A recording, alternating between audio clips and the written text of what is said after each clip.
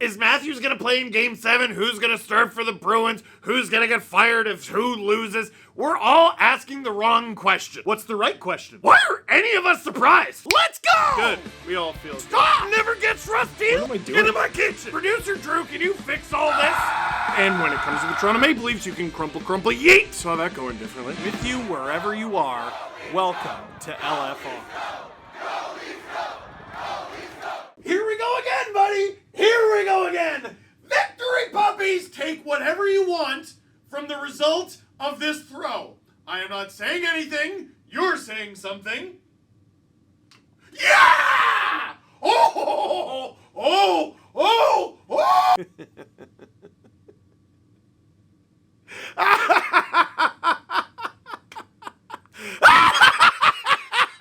Leafs win! 2-0! Oh, it's 2-1. Oh, boy, 1 second. Oh, 2-1 over the Boston Bruins, because it doesn't matter what the score was as long as Toronto's number was a little bit bigger than yours.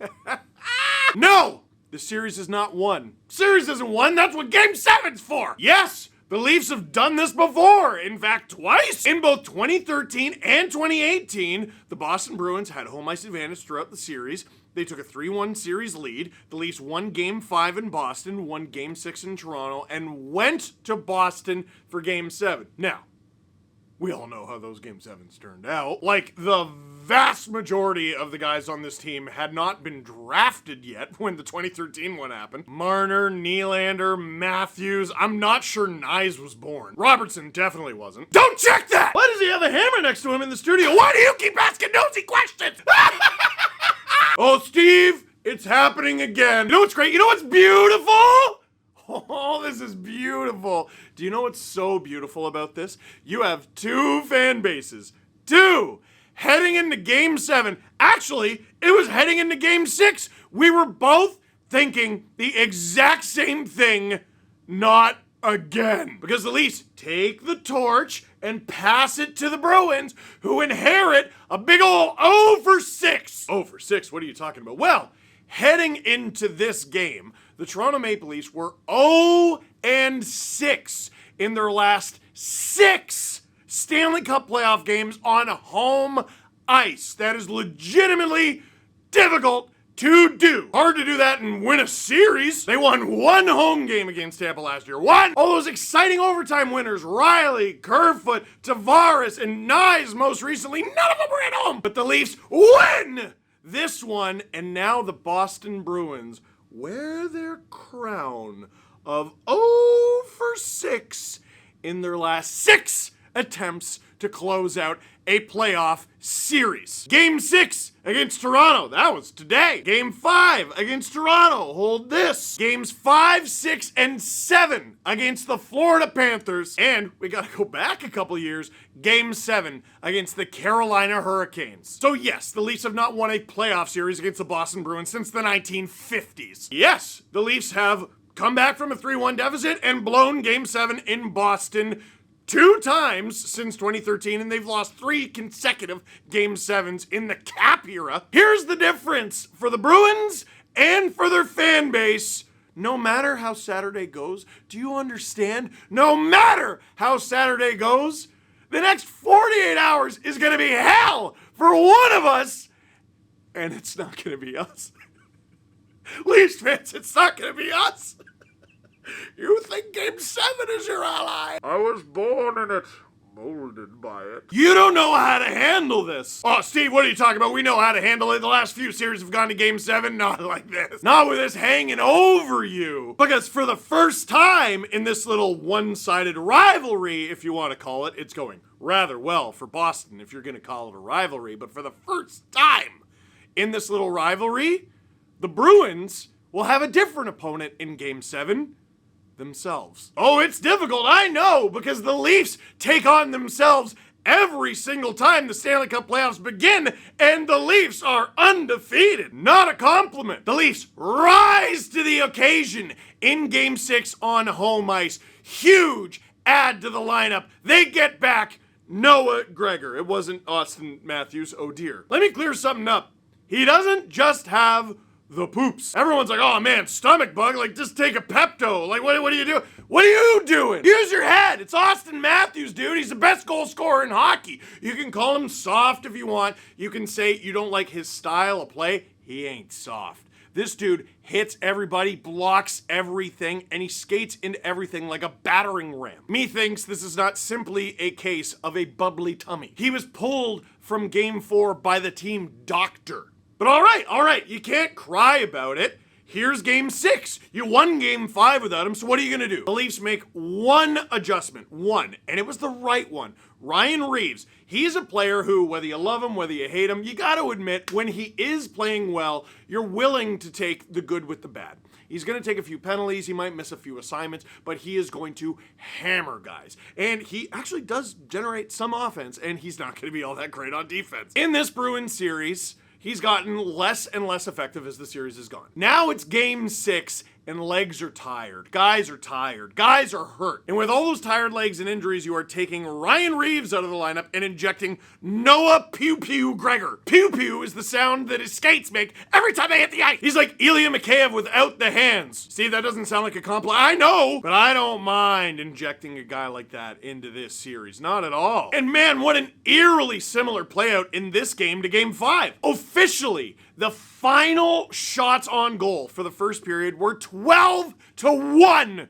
in favor of the Leafs. Dude, Brad Marchand even got a roughing penalty against Tyler Bertuzzi. That's a gift! But despite the power play, despite outshooting the Bruins 12-1, the Leafs can't score, and they go to first intermission with a 0-0 game. And now you know what comes in the second period. A completely new game. Bruins get to reset, and they get to say to themselves, that first period sucked. That was pretty bad. We're not going to do that again. Did they do that again in the second period? No, not even kind of. Well, kind of, because the Bruins didn't generate any offense for the first huge chunk of the second period, and the reason for that is David Pastrnak, yet another member of their leadership group, taking a penalty, this one a high stick on Tyler Bertuzzi, drawing blood. It's a double minor. Santa Claus is coming to town! This is a gift!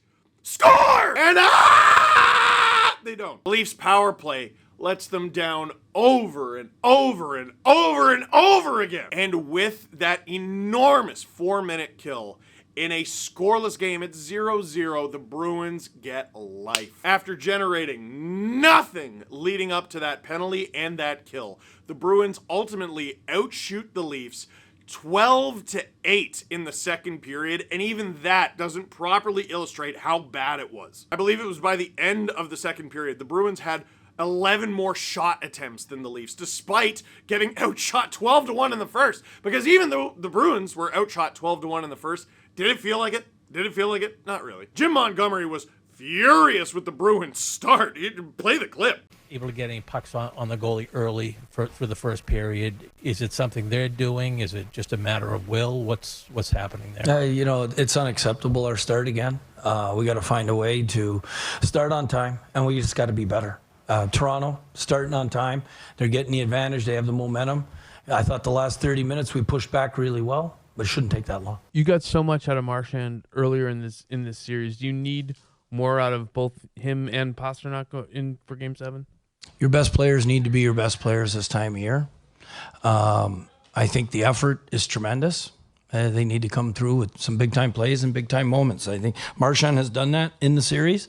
Pasta needs to step up. First of all, spicy as hell from Jim Montgomery, calling out David Pastrnak, trying to push all the buttons heading into the next 48 hours. Some coaches jump on the grenade. He just turned the heat right up on a superstar over the next 2 days leading into Game 7. Might work. Might not. But to be honest, while the Leafs were the better team in the first period, I didn't think they outmatched the Bruins 12-1. The Leafs did a really good job picking off passes. The Bruins still had a decent amount of the puck. The Leafs blocked it. They were getting in the way. They were making the Bruins' job hard to do. Like, it just felt like it was going back and forth, and they were trading, but every time I looked up, the Bruins didn't get a shot. Second period, they're crawling back, clawing back, and Joseph Woll is barely treading water. There's more traffic. The Leafs are doing their best to clear the rebounds. He's doing his best to clear the rebounds, and he takes a penalty? Joseph Woll takes a tripping minor against Jonathan Beecher, and Boston Bruins fans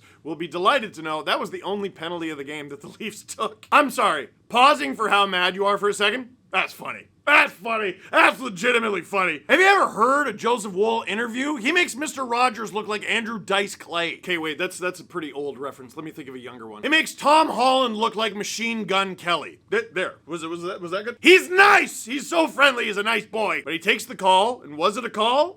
Watching the replay, I don't know. Don't worry, Bruins fans. We'll get to Holmberg. But the Leafs penalty kill, which has let them down almost as often as the power play, gets the job done. Mitch Marner was spectacular in this game, and he doesn't always need to be generating 1,000 points. Really good on the PK. Joel Edmondson had a really understatedly good game. Morgan Riley was so active. McCabe and Benoit and Liljegren, I might as well just name the whole damn D-corps because they were so good, so composed, so good. And we head into the second intermission with, getting ahead of myself, William Nylander has the puck, puts the moves on the fourth line players of Beecher and Boquist. And here's my live reaction from the watch along on the SDPN YouTube channel. Liljegren with the puck in the O-zone.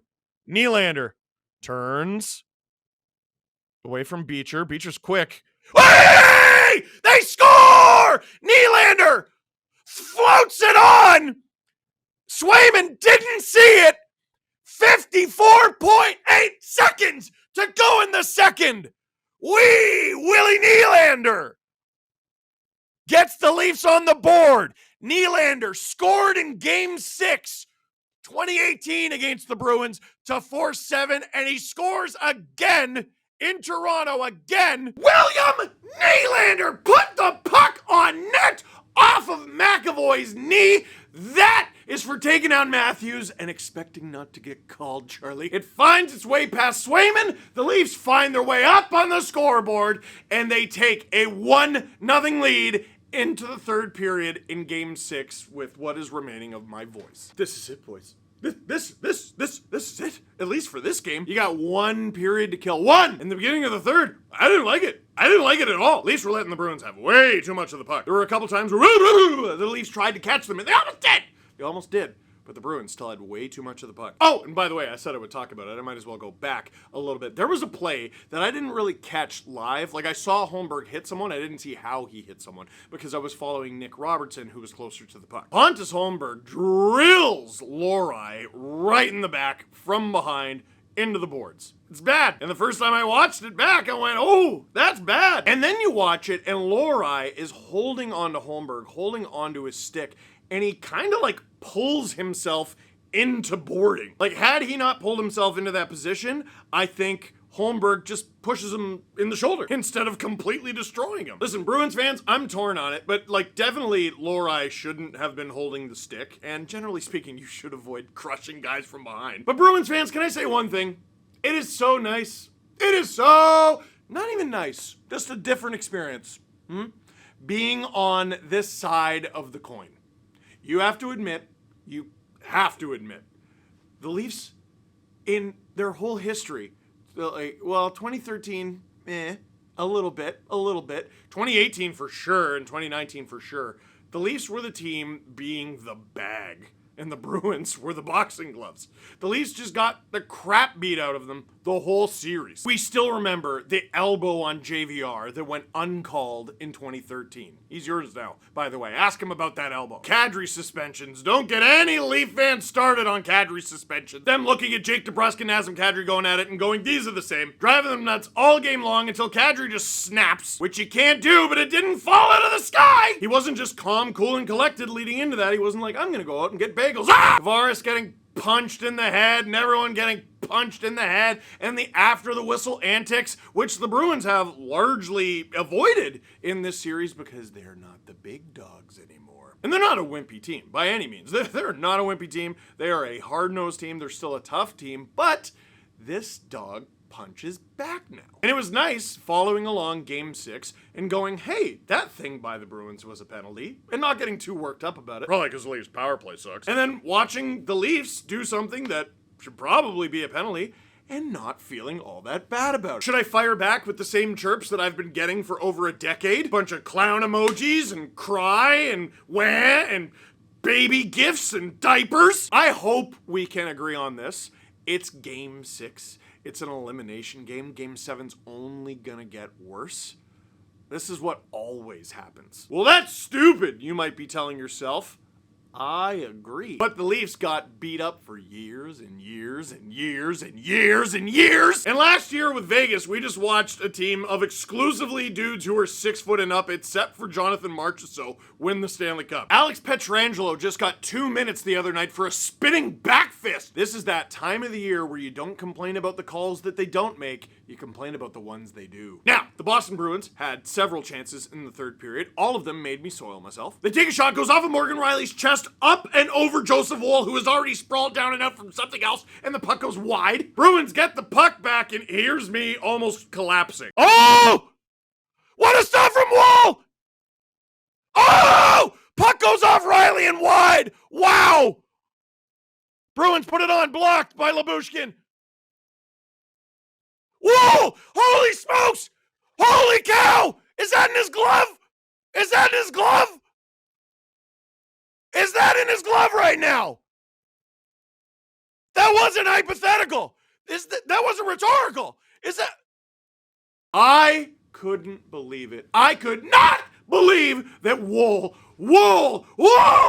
made that save. Holy moly, what a goalie. Because this isn't just Woll and his personal gain, stealing the Leafs' #1 job and potentially being the Leafs goalie of the future. This is it. This is an elimination game. If they score on you, they only need one more to potentially finish you off. This is it. This is Woll or nothing. And straight up, I thought that was in. Holy. And the most magnificent thing starts to happen. There's about 3.5 to go. The Bruins are cheating for offense. And the Leafs, bloop, bloop, bloop.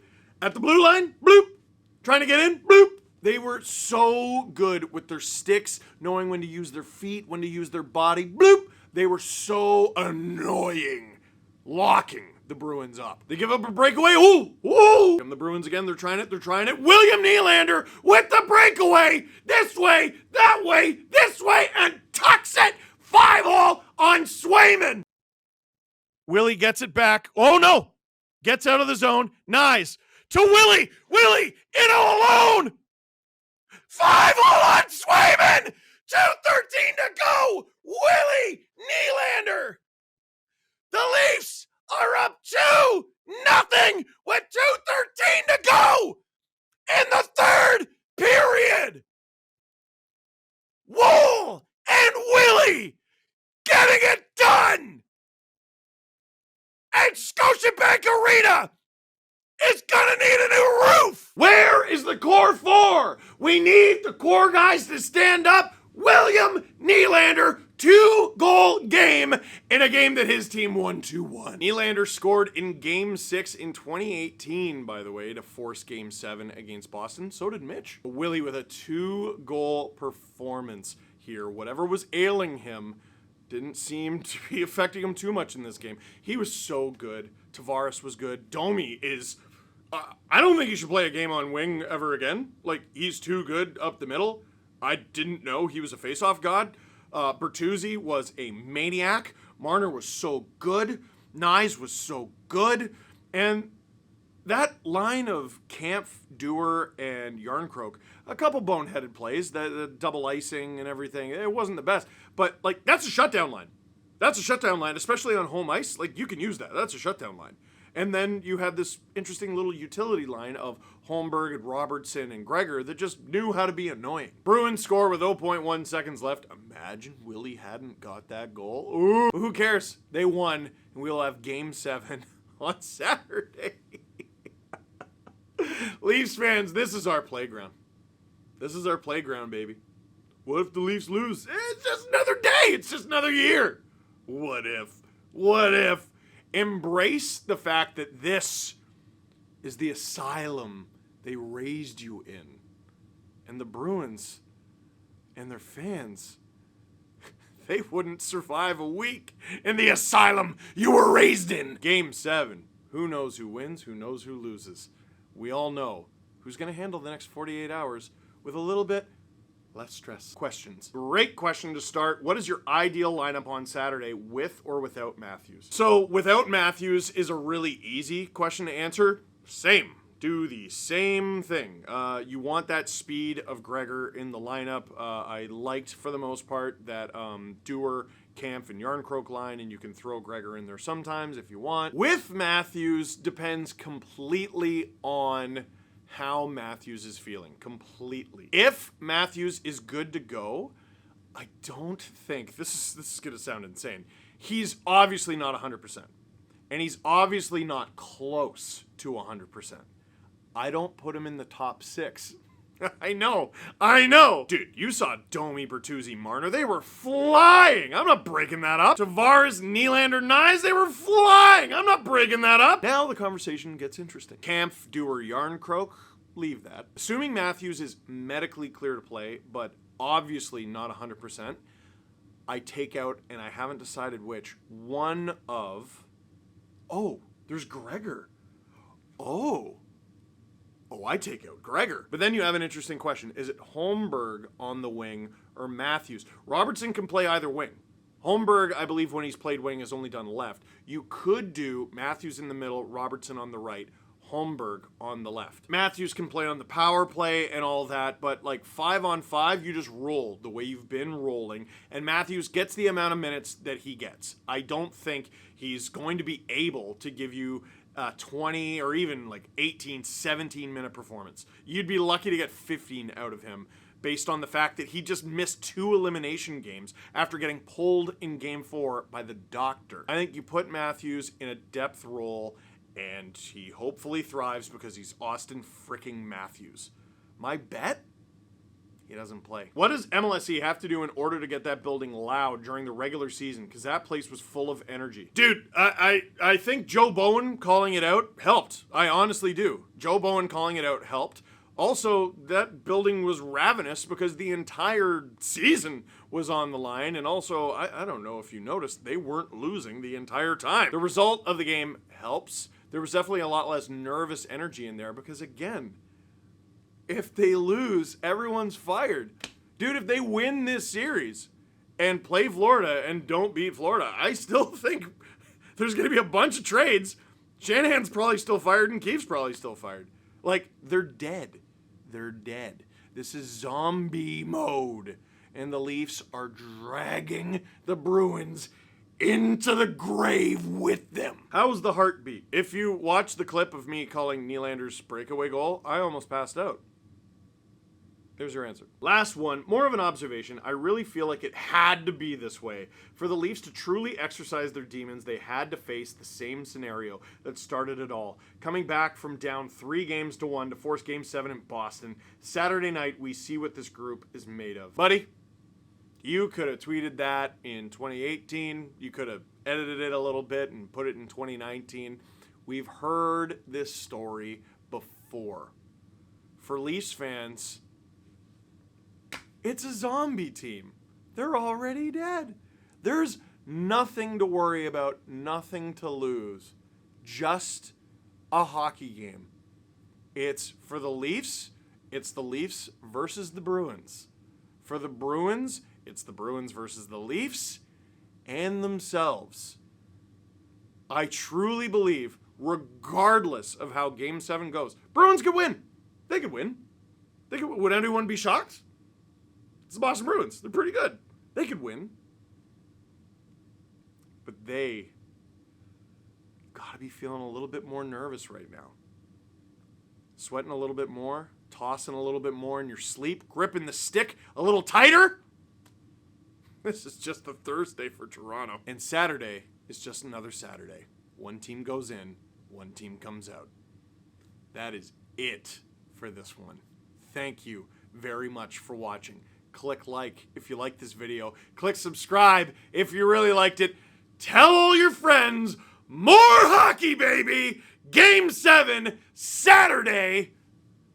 See you there.